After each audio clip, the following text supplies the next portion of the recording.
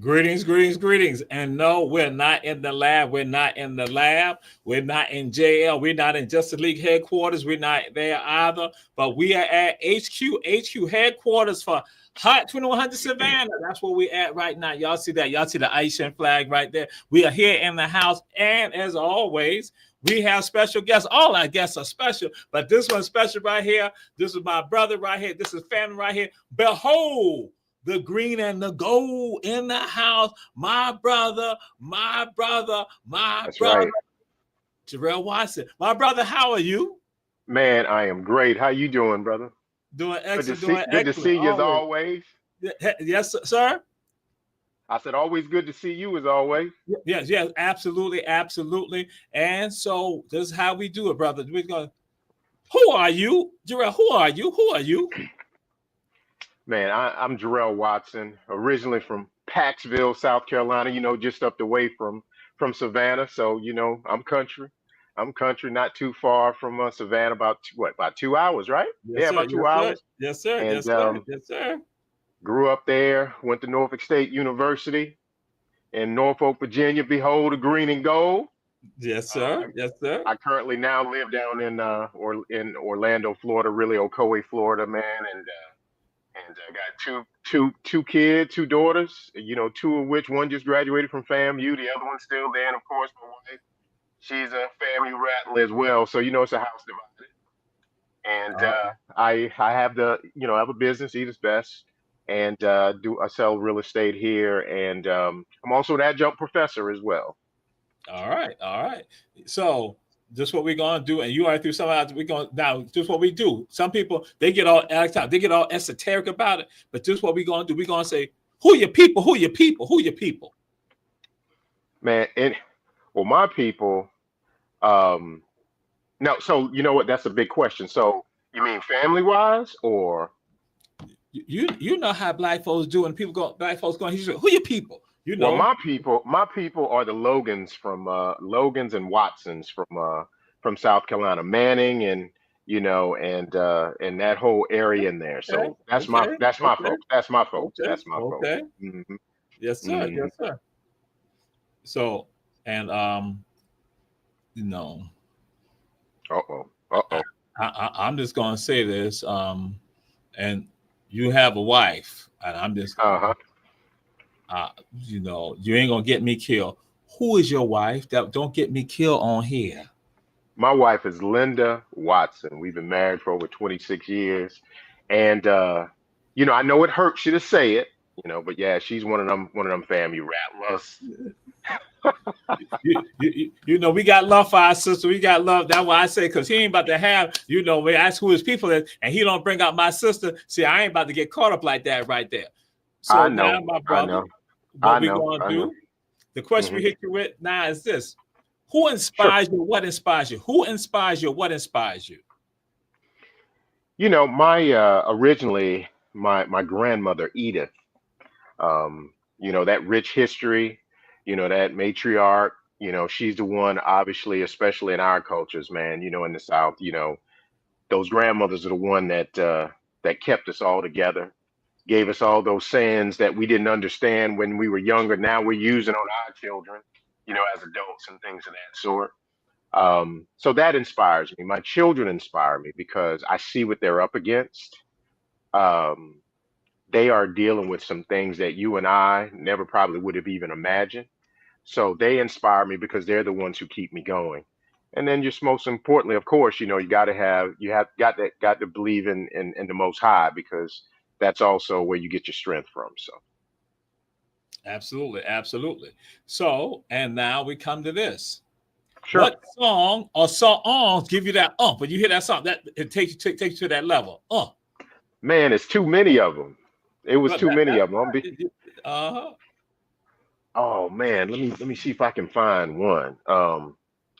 Let's pay some tribute to Frankie Beverly. okay, okay, Um, okay. that's a good one.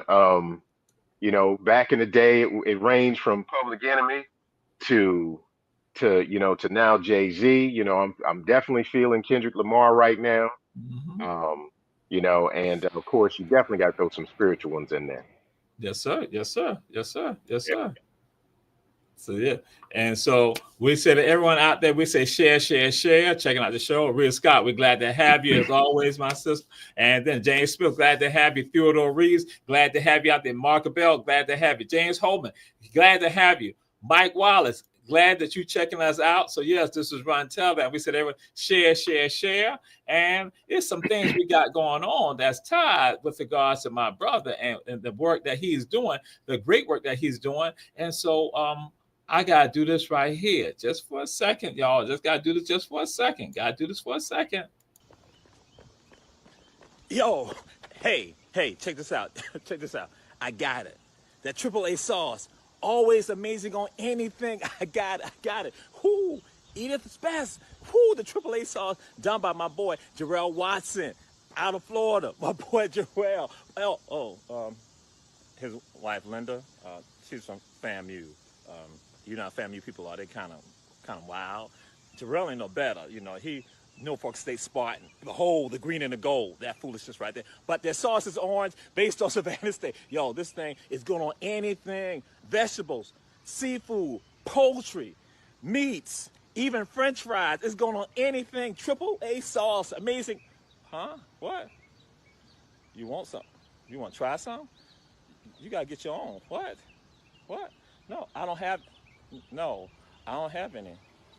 No. Uh-uh. No. Man, Triple, my triple, bad. triple A, triple A, triple A, and so we're gonna throw this out here for you too. They go, you see him with one of his babies. You see him with one of his babies right there. He got his baby, his human babies, and he got his baby right there. That is carrying on tradition, and y'all see it right here. Also, you see right triple A sauce in the house right there, and then we're gonna do like this. Beer me out because it kind of messed me up. Beer me out right there, My and man. bite out, bite out, bite out. So, my brother, what is that triple A sauce? So I'll give you the backstory. So I named the company Eat Us Best because obviously, as I spoke earlier, one of my biggest inspirations was my grandmother, and I wanted something to that I could pay tribute to her about. So Edith obviously is the name of my company, but it's also a play on words because again, you know, being one of them favorite grandchildren, my perspective is it's a play on words. Every grandchild thinks they're Uh-huh. the favorite. So I'm Uh-huh. Edith's best, you Ah, know. ah, ha, ha. So, That's I it. just That's it. it is what it is, and That's it's right. That's trademarked. right. It's That's right. trademarked, so it's got to be true. You know what I'm saying? So Okay. that's the Okay. Yes, that's the sir. biggest thing.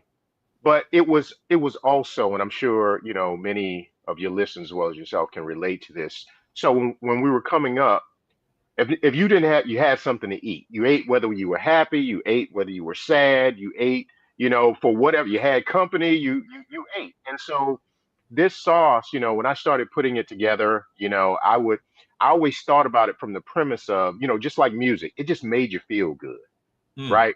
Yes, sir. Sometimes with music or with food, you can almost remember where you were when certain things happened when it came to music, food, or what have you. I talked about Frankie Beverly. I remember having to clean up the house, and from Marvin Gaye to those types of songs on. But that's how this sauce, I wanted people to feel good when they were eating it. It was Yes, just sir. something simple that just made, we season everything, but this sauce was just, it was going to enhance whatever you were doing. And that's what it's based around.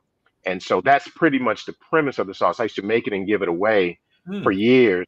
And Mm. so my wife talked, once I left the corporate game and started working for myself, my wife said, "Hey, you really need to bottle this." And I was like, "Yeah, okay, sure." Mm. But I launched it on Amazon back in about 2015, 2016, and it was listed as a top new release after about 6 weeks or so. So I said, wow, somebody will pay for it. So that's how it's evolved. And so, I was in stores before, but unfortunately with COVID, I lost all of my stores. And so I kept it online. And then I also have an opportunity to grow my following organically in a farmer's market here in Orlando in Winter Garden, where I now have international customers. Mm. So Okay. when folks have a chance to check me out, they can go to my Instagram page and just see I have customers from Africa to Australia to Iceland to Canada to the UK, everywhere. And it's just amazing that, when Most High gives you something simple and you treat it as such, it could become so much more, so that's kind of the premise of it. That's kind of the premise of it. And so, while I'm listening to you, that so somebody in Iceland on their hard fish, they able to go put the triple A sauce, put it right That's right. there. So, That's right. we gotta do this. What's up? What are the things that the triple A sauce can be put on that turn into something that's magnificent? Everything: meats, fish, vegetables, seafood. A fan favorite, and I stumbled upon it with salmon. Because it really pulls the Oh, the okay. it really pulls the protein out of salmon. But here's what I will tell you: being someone who grew up around folks that just can cook. I know y'all know how to do it down in Savannah. Everywhere, but those places, we don't use sauce to make things taste good. And that's a weird thing to say. We season everything. So if we decide to use a sauce, it needs to enhance and not take away. Hmm. Right. So vegetables, I mean, I have a vegan following. I have customers who want to enhance their tofu. I have friends who use it as a salad dressing. I have customers, and you'll see those images. I have folks that dip it in popcorn because some people like hot sauce or what have you on their popcorn. So very versatile. Just something that you can use all the time. Back in the day, it was that, if you can remember those grandmothers' tables, there was just that one sauce that just sat on the table, and no matter, every time you sat down, you could use it on something. So again, meats, fish, vegetables, seafood. You can marinate with it, cook with it, or Hmm. use it Hmm. as a dipping sauce. Yeah. Okay. Okay. And so again, how can someone acquire the triple A sauce? So right now, I'm currently on Amazon.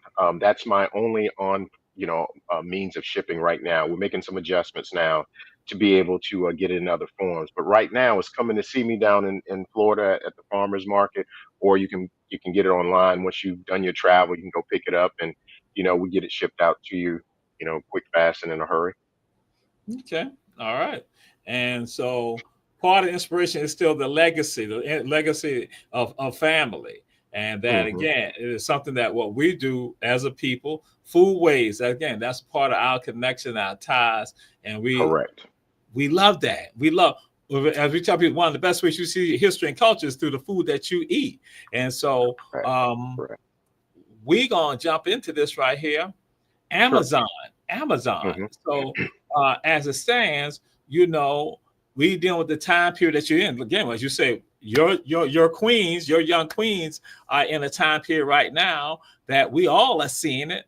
And so in this time period where folks are now saying we need to boycott, certain business establishments, corporations. And so what's your thoughts with regards to that? Because again, we say there's a large conversation we got to have with regard to this.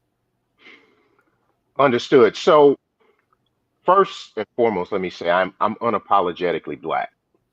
Mm. So whatever we need to do in order to, because unfortunately for us, we don't own as many things as we should. And that's a whole nother conversation, what have you. So as our leverage right now is our spending, as consumers, especially people of color. And so I understand the need in order to affect change, you got to do some things that are uncomfortable. So the boycott piece is definitely a concern. It's definitely a concern, but if that's the mode that needs to happen. So if you ask me, well, how will that affect me and other small business owners who's not for me, like a Heinz or some of these other companies or what have you, we have to now pivot, right? And sometimes, things like this are necessary because it forces you out of a comfort zone to where, you know what, I need to, ensure my independence from some of these, typical or mainstream channels. And so now it's okay, well, what do I have to do in order to make myself a little bit more independent so that my customers can get my product, right? So I'm in the lab right now with some folks to go ahead and start making that happen because that's a legitimate thing. We're out here fighting to get into these major distributions so that we can get the mass production because let's just face it, we don't do this as a hobby, right? You start a business to sustain yourself, your family, make money, of course. But also too, my thing is I want Eat Its Best to be, synonymous with your kitchen table.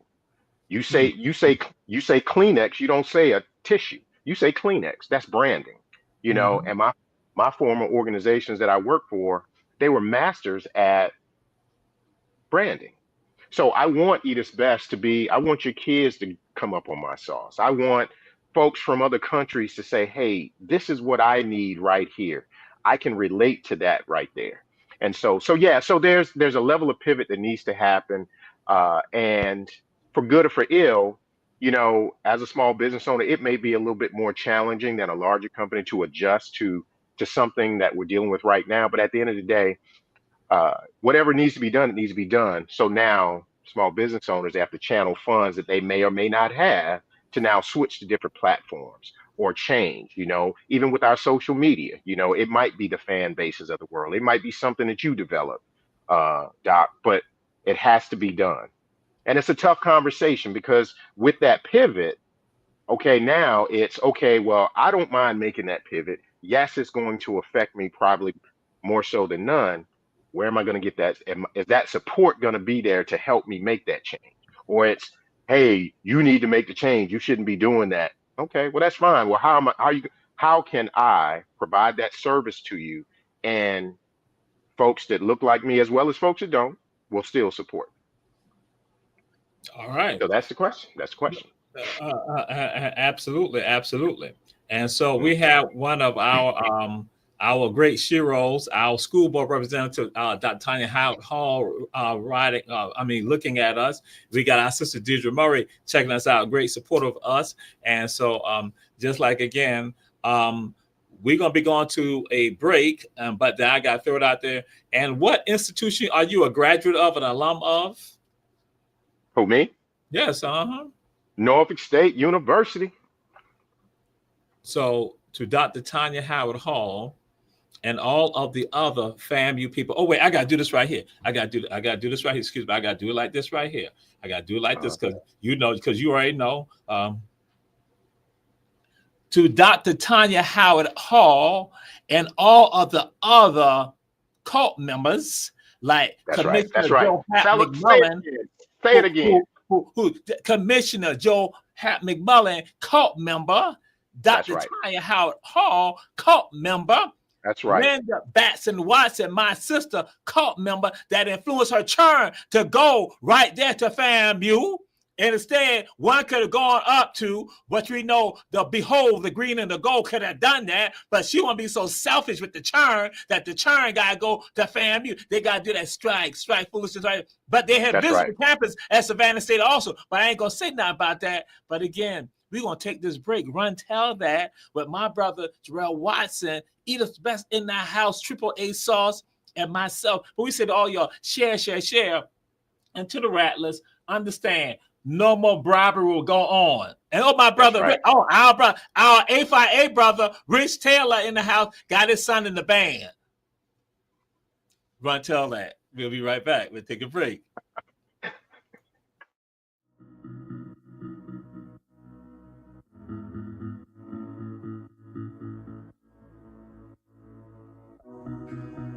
Savannah, are you looking for some of the best Southern soul food? Then check out Kim's Cafe at 714 MLK Boulevard. The food is so good, you'll think that your mother cooked it. Located in the heart of Savannah, Kim's has a menu that includes breakfast anytime, lunch when you need it, and dinner so you won't have to cook when you get home. They also cater all types of events and can host your reserved event at the restaurant. Come see what everyone has been raving about. Great food, great atmosphere, and a great time. Kim's Cafe, 714 MLK Boulevard in beautiful downtown Savannah.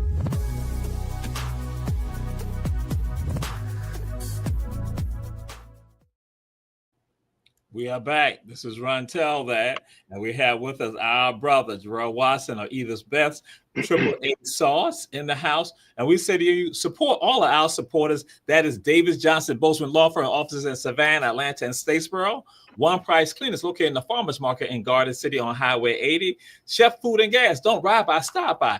And this weekend coming up, you have the Grand African Ball put on by Two Chefs Restaurant right here, the Grand African Ball that will be in the Priscilla Thomas Annex of the Civil Rights Museum. Then the day after, that's on March 1st. Then on that Sunday, we have the Weeping Time African Unity Festival right there in the parking lot of the Enmark Arena. So this is a grand fair going on. And so for some of you, what you need to do with your grand fair, because you know sometimes fair means food. Sometimes you might need some fair that got that flavor that adds that little woo, give you that hit that make you say, this is for me right here, and I'm not sharing. Just like I said, my bottle I don't share. That's right. Keep it myself. So again, AAA Sauce. What is AAA Sauce, my brother? Again, for those just not joining us, yes. AAA Sauce is a great tasting all-purpose sauce. It's great with meats, fish, vegetables, seafood. You can marinate with it, cook with it, just use the finishing sauce. The flavor profile on it, slight bit of heat, just enough to let you know it's there, and then it transitions to a nice savory flavor. We say, So we have up for you all the website right there for you all. Now you can go check it on out, because we know some of y'all band gonna hit them up, and so you can go right there and you can get it on Amazon. And so a part of this conversation that we're gonna be having also is that with some of our people, again, the struggle coming to play. And so when you and I have had this conversation, that even when folks are saying boycott, because the NAACP has said boycott the state of South Carolina. So some folks want to say, all right, you boycott the state of South Carolina, then they said Black businesses that are involved in tourism and all the other sundry, ties to tourism will be impacted by that. But some folks want to say, like, we understand that, but we have to stand up for something that's with regard to when involving the Confederate flag. That again, the NAACP said we'll boycott the state of South Carolina with regard to it. But Black folks understood that, yes, that it's not just about us, but it's about us collectively and our collective success. And you talked about that pivoting that has to come into play that often with regards to Black businesses, small businesses. And so that's what, again, we're doing the pivoting. And so my brother's going out for a second, so he probably will be coming back in. But again, part of the conversation that we had, that with regards to him and with regard to Edith Best, that he understands what the larger struggle is and what this is about. That's why, again, he said he's Black first. And so for some businesses, they were not listening to the full message that we're giving out with regards to that. And then what comes into play with regards to us, with regards to supporting those businesses that are out there. And so we do have that concern. Who's going to support those businesses? What will happen? Again, he and I had this conversation. And I want, again, my brother coming in. So with regards to what I was sharing with them, that you and I had this conversation, that some people had heard some information, but did not take in the fullness of it. That again, they had gotten the fare, they had dined on the fare, but were not able to really be able, they weren't able to savor it. So mentally, they dined on the fare, they had heard the fare, but then were not able to truly ingest it and dine on and get the full savor of that. And you talk about that with regard to Sister Tamara, with regard to when they were talking about the target and all of that. And so you had some excellent points with regard to that, and just throw that out there to the audience for some of y'all to hear and contemplate and think about that. Yeah. So Tamara was talking about the fact of, the boycott that was going to happen, and she understood the whole piece. But when you decide to take your products to platforms, you're under certain contracts. You're obligated to fulfill, the terms of your contract and things of that sort. And I clearly understood that piece. So what are the options out there to, again, open the minds of the people who are working against us, right, with regard to economics, clearly. But then if you happen to be one of those people of color who, were able to ascend into those areas, you have some legitimate costs that you'd be responsible for. And to be able to pivot on a dime, it's really tough. And so I got from her that and she understood the cause. So it wasn't a question of that. But sometimes what's not being said that you have to pay attention to, but it's just as glaring, is that these pivots I have to make. I have to make these changes, and those changes are going to cost me. It's not just as simple as just saying, hey, I'm not going to do it anymore. So you run the risk of losing a lucrative contract that, that you might have also started channeling those funds into a different direction. But then in her case, it may be warehousing and things of that sort. So what was also being said is that I'm going to do that, but man, I'm going to need y'all to hold me down. And so you hear the message, but what's not being said, because you have to be very mindful, because again, you don't want to alienate your base, you don't want to alienate your customers, but it's like, okay, I'm down, I'm with you, but man, I'm going to need y'all to stand in the gap for me. And so we were using examples. Doc and I were talking early. You remember the the boycotts back in the day, the bus boycott. Man, there were people taking their trucks who might have had a vehicle. Everybody was piling on. People walked. They didn't cut corners. They didn't do whatever. They made sure it was everybody in the trenches with everybody. Hey, look, you need to get to work. Let me make sure. So think about your small business owners that are out there who their funds are, they may be on a Velcro budget, not even a shoestring budget, that they are going to have to make some necessary changes for the cause, and they're with it. But just be sensitive to those things. No one is saying compromise on because again, everybody's going to have to bear the brunt of what needs to happen. But just think about it too, is that we still have to take care of our own. And so if that means, finding, those unconventional ways to get her product or my product or any of those small business owners, or even your corner stores, those prices are going to go, they have to deal with price points that, larger stores don't have to. Instead of going to Walmart, go down to the corner store or the neighborhood, person who, you might, that might be out selling some of the same stuff, but they can't give it to you at a price point that a Walmart could, so things like that. That's all, that's the other point that I wanted to bring about in that I haven't really been hearing in the context of some of these conversations. And it involves also commitment, that we're being committed, as you say, holding us down, but being committed to holding our people down, being committed to make sure that they are straight, that we are willing to go and do that, because for some people it gets convenient, it gets easy, and not want to make that sacrifice. And so if we say we're in this together, then we expect to have a full commitment from everyone. We can talk Correct. about February 28th, what we're not going to do, and then what we're going to do in the long haul with regards to not supporting these businesses, but then also saying, hey, how do we get our people? How do we still make sure that we are there for them and that we are going to make sure we support them in this? And so that becomes that, I say, that quagmire of thoughts and action that's all combined. You got Correct. but then we have to have that action with regard to making sure that it happens. Like you said, the bus boycotts and other economic boycotts that brought about change for us in our communities, in our cities, in our country, that again, That's right. it has to be a level of commitment to one another, to the overall story that, hey, this is not just about DEI, this is about us as a people, and That's us right. of what we knew what will occur if other people got into office. And so we are now looking at this, we now see this right here, and that we can't just like sit on the side. Yep. Say 100%. become what I call pop culture activism or faddish activism. That's exactly right. I agree. And those are points, because it's not one dimensional. There's so many appendages that come that you have to consider, because once that's over, and all of this has happened, and then, we may not have remembered those small businesses. Guess what? When you look out on the other side, they may not even be able to open their doors again because they had to sustain themselves.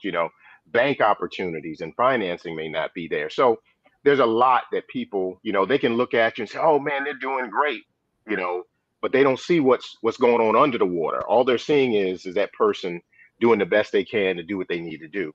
And again, we're all successful. Nobody's crying, in any way whatsoever. Hey, every small business owners out there, for the most part, they're out there because, one, it's their vision that was given to them. So they're doing it, for the love of things. But they're, like for me, I use 3 pillars. I want to inspire people. I want to be able to bless people, and of course, have it be glorifying to God. So if you're out there, you don't know how many times that I've had people come to me and say, hey, look, I love your sauce, but I just want you to know, when you were talking to me that day, you breathed life into me, and I went out and I started my own business. Mm-hmm. Or so you never know who's watching you. It's how often do you get to see the person that actually develops a product that you buy? There's very few times you can go in your local grocery store, Publix or Piggly Wiggly, or or Kroger or wherever, and actually speak to the person that develops a product that you support. And so they get to tell you those stories. They get to tell you about, the trials and tribulations, but they also get to show you the love and the inspiration that they have, because it might inspire you to do something, or follow that dream that you were given that you might have been too afraid to. Absolutely. So, and through all this, and you're treading it. So, what gives you that spirit of being able to tread through that? What's that spirit? Because again, somebody checking out the show right now, they're probably out there also right now contemplating what is going on. And so what gives you that, I'm gonna say, that vision, that understanding that you will be successful even in these times right here? Well, I'll tell you. So my story was, I got recruited by a Fortune 100 company here, very large employer here in Orlando. So I worked there for a number of years, and I stepped away and I took a directive HR position for another company, did some consulting. Um, and when those ponds, or when that final pond dried up, I was forced out of the nest. So sometimes there are some folks who can, they have a vision, they just go out and they start it while they're working or whatever. But I literally got pushed out of the nest, because I said to myself, I was like, instead of dealing with this person who's my employer, if I'm going to go down, if I'm going to sink, I'm going to bet on me. Right. So, and I didn't come from a family of entrepreneurs. And so that's where the idea was, hey man, bottle this stuff and go do it. I had a real estate license, so I was using that. So I had some little multiple streams, but still didn't understand entrepreneurship. Mm-hmm. And so what made me, I just said, I'm going to bet on me, and don't get me wrong. I sung some Negro spiritual, still do, when things weren't, when things weren't happening, and I still do. But at the end of the day, we will spend, and I'm sure, you know, your parents before you, we all, our parents, or at least mine, let me speak for me, I don't speak for nobody else. You go get a job, work, retire, and then you never get really a truly opportunity to actually partake or enjoy the fruit of your labor from those particular years because you've been working all your life. And so what I understood was after I started this and I started seeing some progress because I was just walking in faith, that the one thing you can never get back is time. So Mhm. now I'm in a situation where I get to call the shots for me, right? When I need to come, you know, I come to Carolina 4 times a year to check on mom, you know, and you might get that text, hey, bro, I'm passing through, whatever. Right. But Mhm. I can do anything I want to from here now. You know, I can do it from my mom's sunroom you know, at the house in Carolina, you know, and that says a lot because now, though you still have stressors, you have your own stress and you know, and not somebody else's. So that inspires me. But also too, once you see some of those small wins, you can then start to channel that into other spaces. Man, if I can do this right here, I can do that right there. Mhm. And the Mhm. learning and the things that you can pass on to your children. You know, I remember back in the day, you know, what do you call it? Vocational school was big Right. back then. Right. Because not everybody wasn't meant to go to college, right? Mhm. So you had mechanics, you had folks who could build houses, you can do whatever. Somewhere down the line, that started going away. But guess what? You can be just as productive working on your own doing non-conventional college roles, you know? So those are the things where you now, when you have that space to think, your creativity starts to spin. And you start saying, well, man, you know what? I'm actually good at this right here. So when you can give that level of freedom of thought to someone behind you or someone who's contemplating it, it's a whole lot different, you know, when someone has been doing it as opposed to they're talking to you from a book. So and like you, African American studies and just information from from our Caribbean heritage to Africa, the whole 9 yards. You feel it, you speak it, you walk it. So when students are in your class, they're getting an experience. They're not just getting a class. Does that make sense? Oh, absolutely, absolutely, absolutely, yes.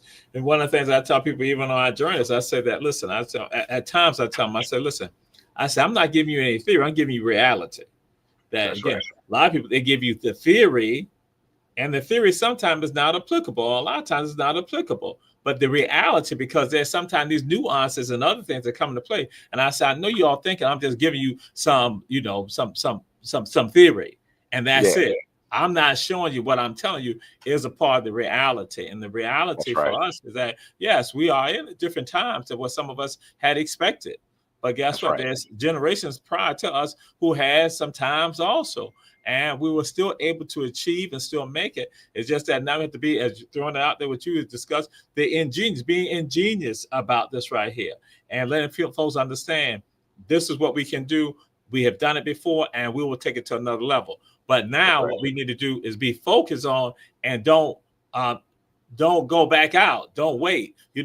Continue launching, continue going forward. So as opposed to that, we rest on our laurels. That Mhm. we got to this point right here, and then we just rest, we just chill. Like say, no, you still gotta go forward because if not, these other folks are going to continue to go forward because they want what you have. They That's want right. they want to deny you. So, and that's what again we have to be consistent about that. What we're going to do right now, we're going to take another short break. We're going to take a short break. Sure. You got to do the break like this right here. Hot 2100 Savannah, Hot 2100 Savannah, and the world. That's the QR code. We got it up there. So y'all can go hit that QR code right there. Hot2100savannah.com. That's the website for us. Hot2100savannah.com.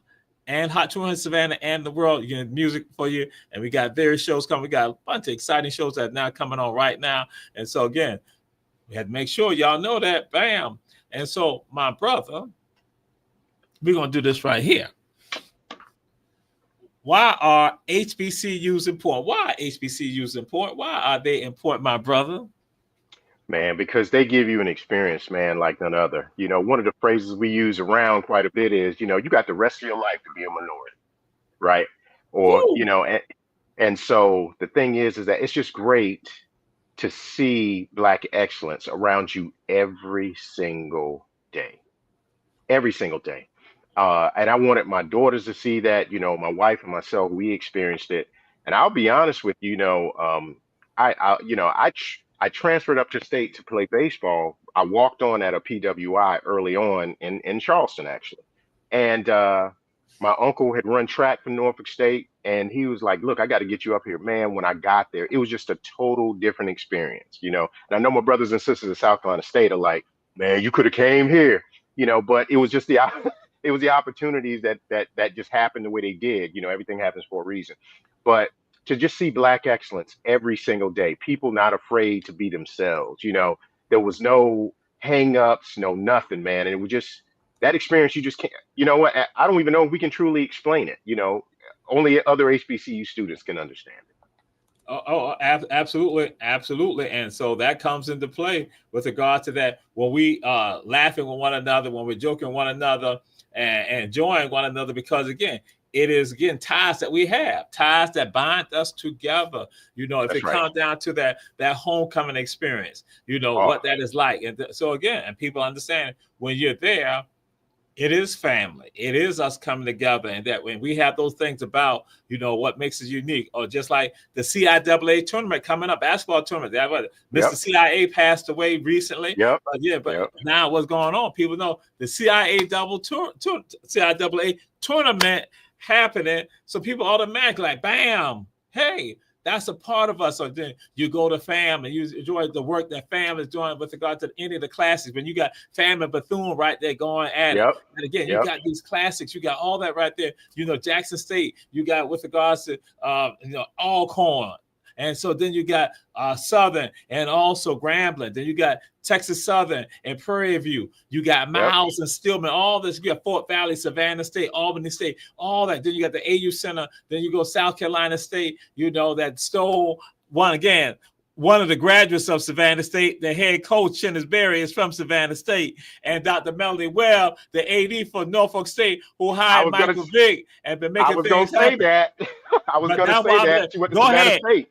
Just go ahead and you can talk about that too, brother. Because again, we talk to the HBCUs. HBCU love. That's what it is. That's It's right. HBCU That's love. right. We have rivalries, but it's love rivalries. Love That's right. rivalries. And so That's right. I see that I gotta do this right here. So because see, I normally don't do this, but I gotta do this because just when we talk about HBCUs, we talk about our rivalries, but it's love rivalries. That's but right. that does not apply to Commissioner Joe Hap McMullen, who's threatened me several times. The FAMU man, the Nuke man, has threatened me several times. I just want to get that out there publicly. But my brother Jarrell is on. You not on. Let you know that.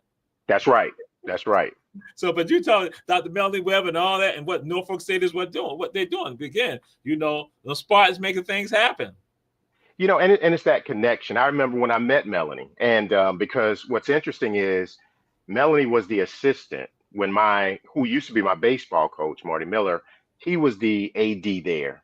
And when I went up there, I think was maybe assistant AD. And when she got the opportunity, man, just a great person. And of course, I had to bring up, she probably won't remember because this is a few years back. But I was like, yeah, y'all Savannah State Tigers when I found out that she was from Savannah State. So it's just, it's good stuff. And back in the day when I played baseball at State, I remember us playing Savannah State. This is back in the Shannon Sharp days when he was down there with y'all.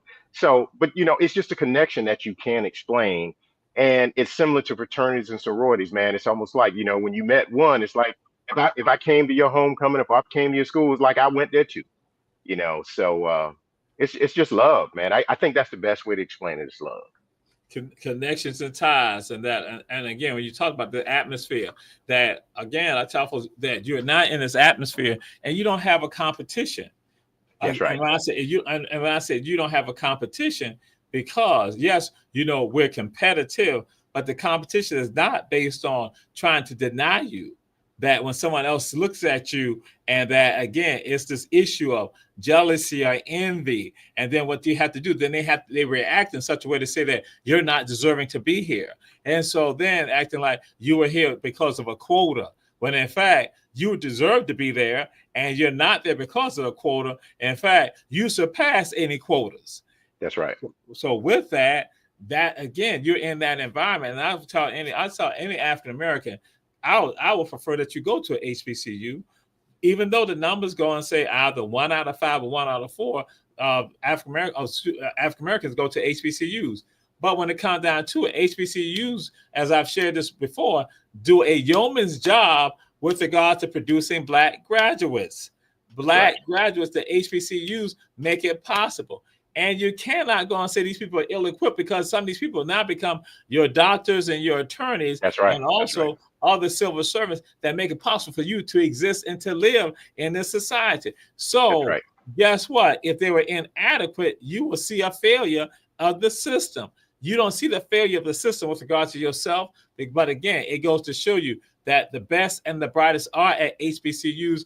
But the problem comes down to funding by state government with regards to the public HBCUs, and on the private side, on how do we support the private ones also with regards to that. And so this is a part of those conversations that we got to have with regards to when you talk about it. Some people might say, well, wait a minute, this is about Edith the Best, but guess what? It still pertains to us. But my brother Jarrell went and said, hey, you have to help sustain us, which means that there's an obligation for you to play a role in helping sustain private businesses, but also our institutions that serve to educate us. Oh, you know what? And that's one of the conversations you referenced, myself and Hap, because most of my family down here is, a Rattlers, man, and they show me love. So I we always joke or whatever, but they're in a similar situation in Tallahassee that is very similar to many other public HBCUs, in the sense of this. For us, it's ODU, Old Dominion, down the street from Norfolk State, right? And so with them, it's FAMU and Florida State, and I'm sure there are other scenarios. So you almost see it coming, right? So it's, hey, well, you know what? Let's merge these particular departments. Yeah, let's do this. And in climates like what we're talking about, DEI is just not this little program that was just popped up out of nowhere and it's become this catchphrase, right? DEI is essentially what an HBCU is. Everything about it, right? So when you're a public institute, you're at the mercy of whether or not you get a number of funds, right? If you're not private, guess what happens? Right? You have to depend on those. And anytime you make a little bit too much noise, guess what happens? Start tightening the screws on you. Well, in order to get this right here, or the delays, or what have you, so we have to be mindful to sustain ourselves on that. And you mentioned Jackson State.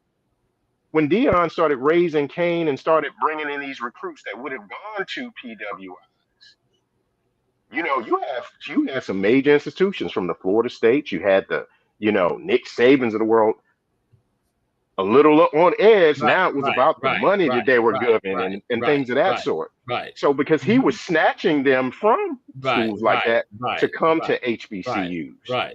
Right. So we just have to be mindful of those things in these areas, because, man, you're right. Funding is a necessity, but sometimes it's a wake-up call to find a way not to be as dependent on the powers. As a public institution. So I'm glad you brought that up, because we could be targets in this current climate, because they're slowly chipping at that. Everybody knows the stories in Florida about taking away what books you can, that's going to be a part of the system and things of that sort.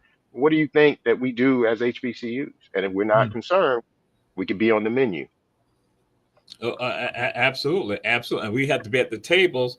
And so with that, again, when we're at the table, you have us at the table. Even if you're from Russ College or from Cheney or from Voorhees, or from Paul Quinn, that again, we're there. And so again, these ties that we have, we understand what that experience was like when you go into the cab and having, I'm just going to throw it out there, fried chicken Wednesday. That again, you got those nuances. You got that restaurant like the Blue Note that was around the corner, that once the caf is closed, you go to the Blue Note and get your fried gizzards and other stuff like that. Know that you're right there, and they're congregating with regards to that. And then you have generations of alums who go and talk about that, say going right there to the club on Lincoln Street. So again, that way, again, to enjoy yourselves and have memories and have fond memories that you now understand. So if it's something that's happening to, one part of our community, you understand that a part of your greatness came from the community over there.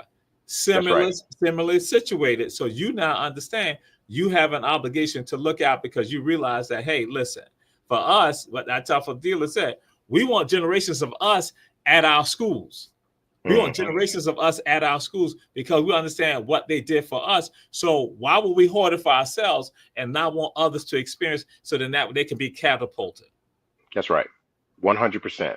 100%. I agree. And that's important. It really is important, and now I can talk about the good, the bad, and the ugly, Right. because, with my daughters, and wife and my family and all those others that have been able to attend. But again, there's so much more greatness that we get credit for that comes out of these institutions. And so, our job is to continue to, to keep that going. I remember I had Morris College right there in Sumter, Yeah. South Carolina, Yes. you know, Yeah. Mhm. Benedict and Allen, That's right. That's right. In Columbia. That's right. Yeah, That's right. That's that's right. exactly right. Yep. Yep. And we all got our stories about the financial aid. We all got our financial aid story. That again, financial. Registration and y- We we we all got it. we all got right. And then people try to go and throw it off. And so when I then go to Mercer, guess what? I go to Mercer for law school, and guess what? I'm in a line at Mercer. And I'm looking like, okay, this is like, I'm like saying, we were complaining about Savannah State, but I'm like, yo, at Mercer, there are issues also. And then That's with right. regards to financial aid, so we're going to do that and say, I'm not justifying the trauma that occurred, because I was traumatized by it. I will admit, I was traumatized. I hate when it came down to registration stuff and also financial aid, getting all that together. But I understand that. That's But right. that's not to say you are alone. You ain't alone in that. And we can go and talk about those people. But then also we can go talk about those professors, those staff persons that inspired us, or even administrators that inspired us, that made us understand we can do this right here. Oh, 100%. One of the ones I know for me was, I'll never forget Miss Lowe. I remember I was on scholarship, and then, I decided to, because I knew I needed to get out of school. I had gotten my job offer, I want to say, um, that basically the May before I was supposed to graduate. But even before then, that some 2 semesters before, I said, you know what, I got to stop playing ball. I need to just go ahead and get up out of here, because, my people are graduating. I'm not trying to be in school forever. So with losing that scholarship, guess what? I had to figure out how to be an in-state resident. I've been there for time and things of that sort. And I've been living on, in an apartment, whole 9 yards. You always hear those infamous words, come on, baby, in here. Let's see what's going on. Right. And hey, I need you to go talk to this person. I need you to go talk to that person. Those people that just wrapped you in their arms and said, hey, I got you. What are we going, we're going to make this work. I'm like, look, I can't go back home. So, we all have those stories where, you were in a jam, and that one professor, or you might have even not even interacted with them, but they stopped and said, what's going Right. on with you? You all Right. right?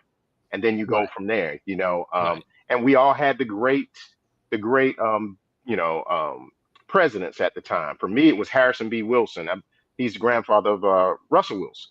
Right. You Right. know, so we had him. I forgot at FAM they had what's his name? Uh, Harvey. I can't remember. I think it was. I may be wrong. I'm not a rattler, so rattlers don't hurt me. Harvey was at Hampton. Yeah. Harvey William was Harvey. at Hampton. Yeah, Uh-huh. yeah, yeah. So we all had those that were breaking grounds for us back then, Mm-hmm. right? That we can all reflect back to. But all of us had them, and so they were inspirations. You didn't really understand it all until you start coming back as an alumni, what they had endured in order to get us through. So yeah, so like I said, it's almost unexplainable, to folks outside, right? But folks inside, like I said, we know the good, the bad, and the ugly. We know that there might have been somebody who stayed there a little bit longer. They were good with their checkbook, but they probably shouldn't have been the academic. I mean, the accounting person. Yeah. But they did what they could with what they had until they could do better. So yeah, Right. there are some challenges. And I've had even now some challenges or some conversations with folks that didn't attend HBCUs but have children going there, and they're unable to maneuver, or it's hard for them to wrap their arms around some of the things that are challenges. But you know what? There are challenges in other organizations too. You just don't hear about it like, like you hear about it with us. And it's so magnified because, of course, The it, society that we live in. Right. That's that's right. right. That's right. The same thing. You have predominantly white institutions, as they call them. I like to call them, say, the non-HBCUs. They have deficits, but it's not glaring. They That's right. make the deficit for us to be glaring as if we're incompetent, when actually, especially like on the state side, these are some of the state employees tied to the state system. They are the That's right. ones that cause the problems. And so, and I throw that out there, said it's one of the things I understand the keys too, is that institutional memory. And I tell folks, as I say, Harvard will teach Harvard, Yale will teach Yale, UGA will teach UGA, UF will teach UF, FSU That's will right. teach FSU. But That's what right. they try to do with our schools is not to have generations of us coming back there, because we provide that institutional memory that also let them understand about the excellence that is expected from them, because it was expected of us. That is That's right right. there. It is tangible with regard to That's what we right. expect from you, with regard to your success. That's right.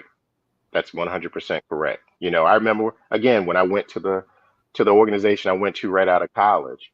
One of the things aside from being Greek was seeing someone who you immediately identified with because they went to an HBCU. When you're the only one that looks like you in certain rooms, and then you finally see that one who, now okay, there's a certain level of comfort with that because at least you had that connection, right? And that's how it should always be. And I so like again, the best word or the best way that I describe it is love.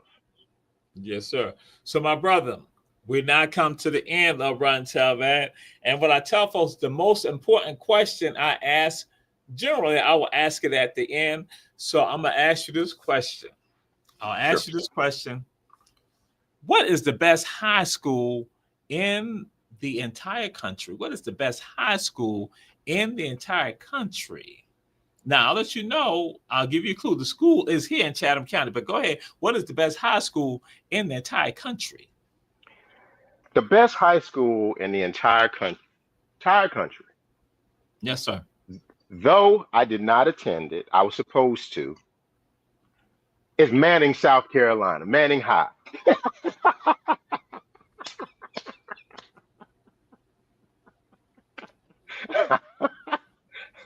It is what it is. This is my brother. He's my brother. I can't do him like other people. He'll never be back on. I can't go and do that. It is Herschel V. Jenkins High School, home of the Warriors. The Lady Warriors got a basketball game tonight, say playoffs. But anyway, my brother, we were glad to have you. And so, wow, wow, wow, he did it. And so we got on here just to let y'all know. I got to go and do this right here. Let y'all know clearly what the deal is. And we're going to throw it on out there. EatOfSpace.com. That's what you need to go and get that AAA sauce. That's what we want you to have, that AAA sauce. Because again, you can put it on anything, vegetables, meat, poultry, seafood. You can put it on everything, and it can be ordered. Go to the website right there. It can be ordered on Amazon. And so go ahead, my brother. Hey, can I also ask this too? Because as a part of pivoting, I have I'm able to provide food service. So basically, my sauce can be distributed to schools, to restaurants, to hospitals, to any large organizations that needs food service. Resorts, things of that sort. And so that's another option. So please, you can reach out and contact me through the website. And if airports, what have you, if you have food service, we can make that happen as well because I have a co-packer. So doesn't just have to be on the bottles. It can be provided through gallons to do what we need to do. But we can talk about that. So thank you for that. I appreciate the plug on that. Yes, sir. And this has been Run Tell That. We said check out all our shows on Our Black Media, and we're signing out right now. Peace.